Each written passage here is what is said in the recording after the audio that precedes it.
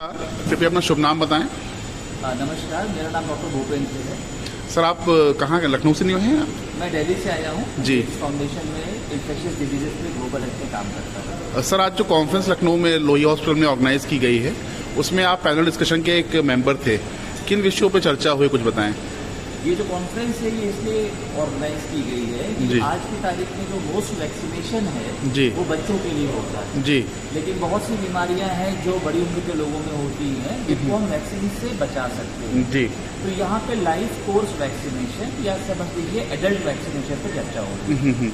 Panel discussion में आपने किन विषयों पे अपने विचार साझा किए? मैंने अपने मैंने ये बताया कि दूसरे कंट्रीज में किस तरह से एडल्ट वैक्सीनेशन पे जोर दिया जाता है और जहाँ पे ये देखा जाता है कि जो एल्डरली पॉपुलेशन है वो बीमार ना होने पाए, और अगर हो भी जाता है तो उसकी जो गंभीरता है, सीवियरिटी है, वो कम से कम हो जस्ट बाय टेकिंग वैक्सीन। और उसका बहुत बड़ा हमारे पास डेटाबेस है। जितने भी हमारी वेस्टर्न कंट्रीज हैं उन्होंने लाइफ एक्सपेक्टेंसी बढ़ाई है और जो हेल्दी एजिंग होती है उस पर भी ध्यान दिया है। So are we taking any inspiration from other countries? Are we learning from them that how to implement the vaccination drive in India? Yes. So those countries which have introduced vaccination for the elderly, the data is very promising. Okay. And in the Indian scientist scenario ecosystem, this discussion is happening. Okay. And in India, it has already been recommended for the elderly population जो comorbid condition में है और कोई बीमारी उनको है, तो वहाँ पे वैक्सीन ऑलरेडी हैं, प्राइवेट सेक्टर में लग रही हैं। द मेन प्रॉब्लम इज कि कैसे इसको लार्जर पॉपुलेशन पे ले जाए, और अभी कॉस्ट ज़्यादा है वैक्सीन की, कैसे इसकी वैक्सीन की कॉस्ट भी थोड़ी सी सब्सिडाइज हो सके। तो इसीलिए ये चर्चा हो रही है कि where government can play a very active role in partnership with the private sector to bring these vaccine for elderly population. Sir, covid जब 19 अभी आया था तो उस समय वैक्सीनेशन जो हुआ उससे कई लोगों के मन में एक विचार आया कि उससे हमें कई साइड इफेक्ट्स देखने को मिले, कई दुष्प्रभाव हुए। क्या इससे लोगों के मन में एक भय बैठ जाता है कि वो वैक्सीनेशन आगे भविष्य में ना कराएं?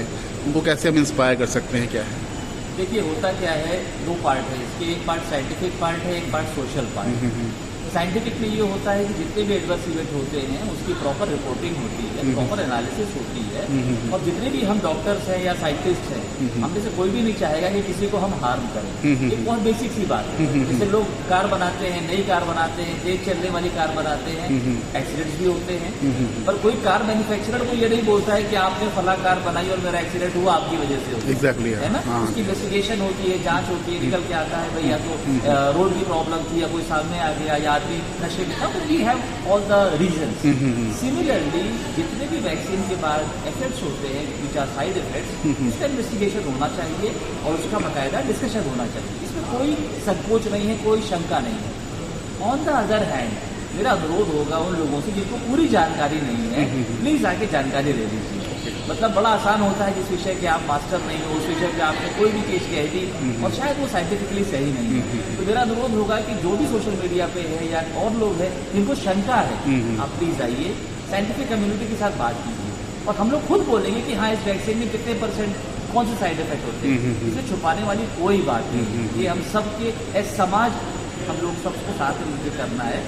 तो कोविड में जो भी हुआ उसके बाद सब इन्वेस्टिगेशन हुए, सब रिपोर्ट्स हैं, केवल वैक्सीन से मेजर साइड इफेक्ट नहीं हुए हैं, वो मॉर्बिडिटीज भी रही हैं, और जो भी हुए हैं उनका हम लोगों ने डेटा रखा है। तो डरने की कोई बात नहीं है। वैक्सीन ने बहुत बड़ा सहयोग किया है, पोलियो को एरेडिकेट किया है, स्मॉल पॉक्स को खत्म किया है।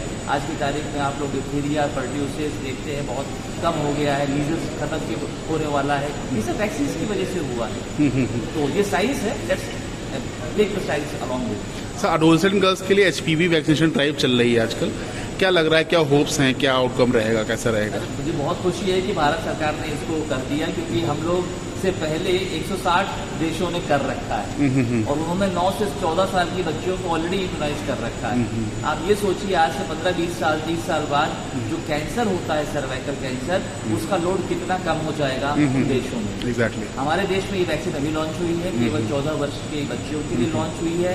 कवरेज शुरू होगा और जब ज्यादा बच्चियों को लगेगा इसका रिजल्ट बहुत अच्छा आएगा, और आज से 30 साल बाद जो पैसा खर्च होना है सर्वाइकल कैंसर में जो कष्ट झेलना पड़ता है, न सिर्फ उस महिला को बट परिवार को, ये सब कष्ट हम लोग खत्म कर देंगे या बहुत कम कर देंगे। Thanks lot sir, good day. Thank you so much, आप सभी को शुभकामनाएं।